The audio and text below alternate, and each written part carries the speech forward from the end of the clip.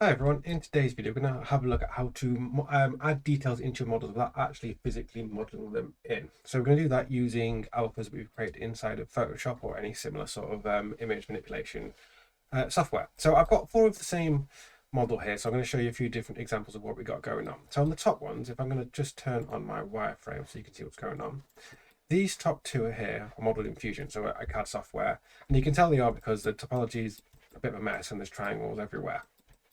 So the only difference between these two, because they are from the same file, is that the one on the right here, I've physically modeled in all those details. So like the ribs on the joystick, the arrows, start, stop, A, B, all that sort of thing. I've modeled those in, which is time consuming. If you make a mistake, it's quite difficult to go back and make those changes later. That's quite what's called like a destructive workflow.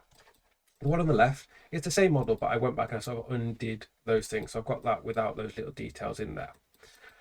The ones underneath, if I turn back on the wireframe, it's from the same project, but I then took it into a piece of software called TopoGun to retopologize to turn it all into quads. So you see how everything here is triangles. I've got everything here is now as nice quads.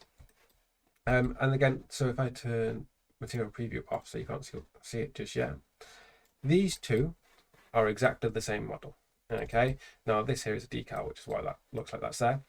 But you can see here, I've not done any other physical modeling from this model here to this model here. If I turn on my material preview, you can see now that I've got all these details like the ribbed things on the joystick, all these arrows, C button, A, B, start, pause, all that sort of thing that I've got up here, but I haven't physically modeled them in. Okay, all it took was a bit of prep time inside of Photoshop to make a black and white image of the thing that I wanted, then bring it over, and it means that you can tweak it, you can change it later, a lot easier.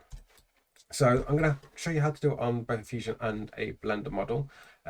It's very, very similar. You've got a bit more control with the Blender model because it's a lot easier to unwrap things because you can grab with quads, it's easier to grab like edge loops and that sort of thing. So if I show you how we do that, so I'm going to come over here and let's change this to the shader editor. If I grab this one here, and you can see what the shader editor setup is. Okay, so I've got my standard material up here.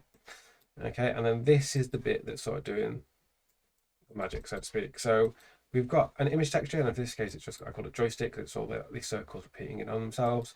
A texture mapping node, and if you don't know how to set that up easily, so edit preferences under add-ons, and it is Node Wrangler, which is part of Blender by default. You just need to activate it. And then image texture goes into a bump node, and the bump node then goes into the normal of your principal BSDF. The only thing to make sure you do is make sure your alpha socket goes into the height socket there. Okay, so let's have a go at setting up on our Fusion model to begin with. So we'll go on the joystick. Let's make a new material. So this appears here. Okay, and then we're going to go Shift A. Let's go type in image, grab an image texture, grab it and hit Shift W and add texture setup. And then go Shift A. I'm going to add a bump node. And I'm going to take the alpha into the height, and I'm going to take the normal into the normal like that. And nothing's happened yet because there's no image there. So I'm going to just open, and then I've got a folder with all of my Nintendo related decals and things that I need for multiple projects. So I've got my joystick one here. And you see I've got a weird thing going on. It's not quite going how I want. By default, it's set to repeat. So just go to clips, it does a single version of it. Okay, and then we are going to need to unwrap it. Now this is where actually doing things from a Blender model is easier because you've got more control. And by that I mean, because if I go into edit mode here, because it's all tries and topology is a bit of a mess, you can't grab an edge loop really easily. So ideally what we'd want to do is grab that whole edge. So if I go to edge mode, hold on, Alt, it won't let me grab that whole edge. Okay, so what we have to do instead is grab it all, U, and key project. So what we can then do is let's grab this area. So this is the bit we want. I can take that, let's G, move that out of the way.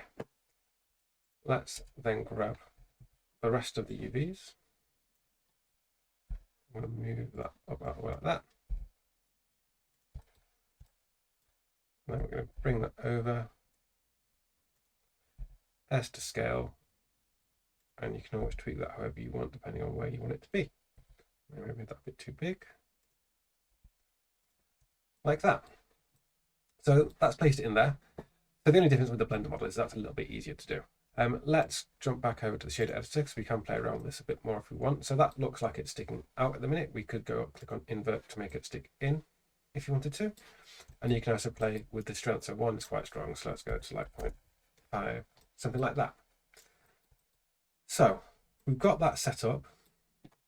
I want to do it on some of these buttons as well. So because I've already done it once, all I'll do is let's select that button and select the joystick again, Control L to link materials. Then just make sure that you add a new material, click that button there because that makes its own separate material. So now I can just change this to A, but I do need to unwrap it. So let's go.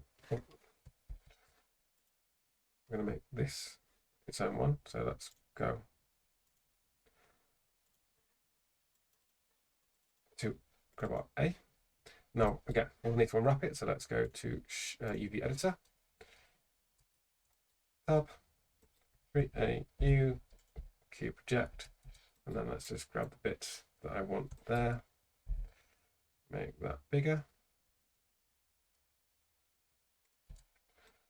like that. And you see we've got some weird results going on here, okay, because we've still got, let's take this out of the way to begin with, grab all these other UVs, move it over here, move this back into position, make sure we're lining it up where we want.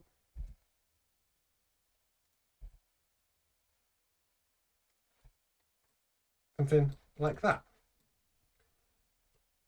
And then that is, let's just check whether we've got that sticking in or out. So yeah, so we want that in like that, and we'll do the same thing on this button here.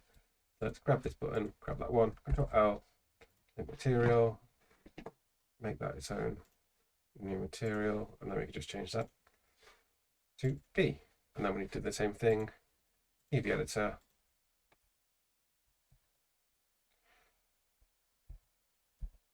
move it all out of the way. Let's just grab that bit. In fact, we need to make sure we've unwrapped it properly. So it's cube project, so it's actually in cube. G to bring it out of the way.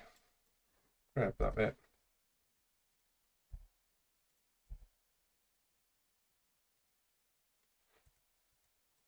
Like that. So that's how to do it on the Fusion model, and it's the same exact thing with the Blender model. The only difference is, as I said, is if I grab that, you see I've already got this seam here. Okay, you can get rid of that.